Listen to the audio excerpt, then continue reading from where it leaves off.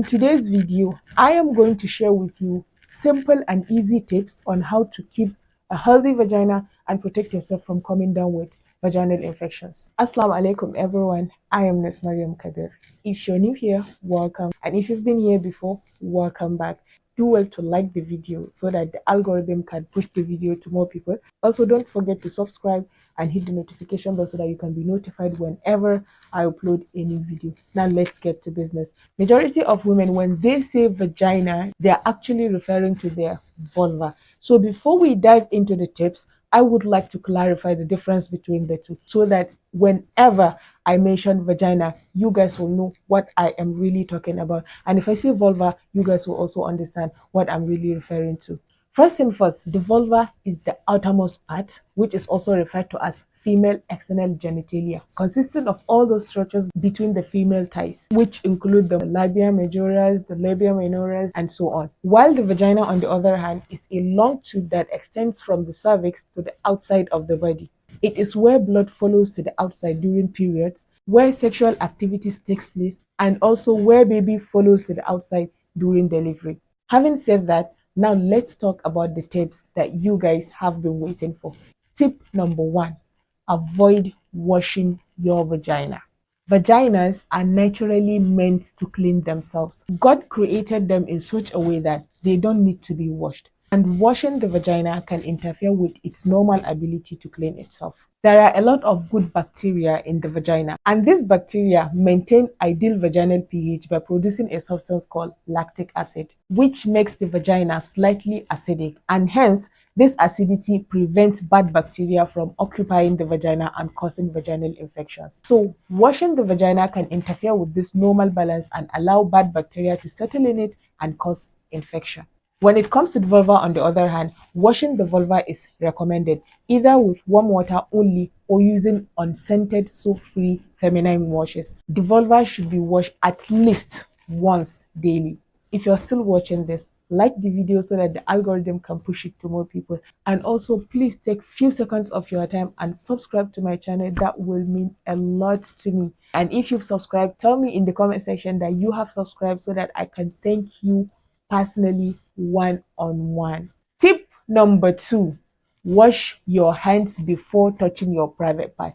Always wash your hands. Hands carry thousands of microorganisms, some of which can cause infections. Washing hands with soap before touching your private part is very important because it reduces the number of germs that can otherwise be introduced to the private part. Tip number three, avoid inserting things into your vagina. Things that are inserted into the vagina in the name of vaginal tightening, in the name of carrying ni'ima and stuff like that may be contaminated and can introduce bad bacteria into the vagina, hence leading to vaginal infections. Do not, on any circumstance, insert anything into your vagina without any medical prescription and guidance.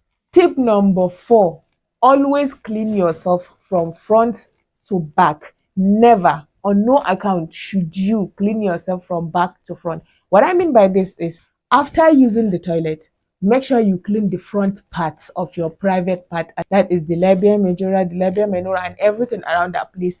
Clean it first, clean it very well that you don't need to come back and clean it again. And then go to the anus. Never should you clean the anus and then come back and wash your front again. So put this in your head.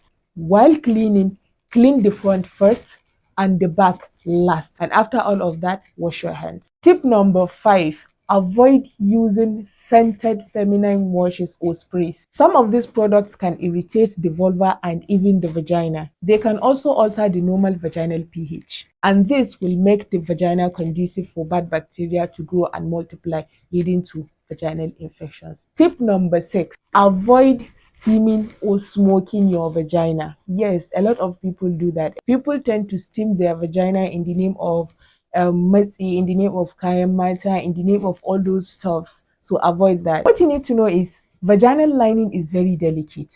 So hot steam can hurt it and cause some damages. Also, the herbs that are used in this vaginal steaming may irritate the vagina. So it's best to stick to things that are said to be safe to avoid story that touches. Tip number 7, avoid splashes from toilet seat, especially when using public toilets. When sitting or squatting, always try as much as you can to avoid splashes from getting to you, because those splashes may be contaminated and hence introduce microbes to your vulva, which can eventually lead to infection. Tip number 8, avoid leaving the private part wet.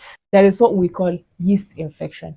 Fungal or yeast infection are the commonest types of vaginal infections. And because of this type of infection is fungi, and fungi is so much in love with moisture. So leaving the private part wet can put a person at a higher risk of developing fungal infection. Tip number 9, avoid using antiseptics or disinfectants on the private parts. Using antiseptics or disinfectants like Dettol, Septol, Savalon, and the rest can kill the good bacteria in the vagina and hence make the vagina conducive for bad bacteria. Majority of antiseptics and disinfectants are not advised to be used on the body except when indicated by a health professional. These antiseptics and disinfectants can also irritate the vulva, leading to another problem. Never use antiseptics or disinfectant on your private part in the name of washing your private part.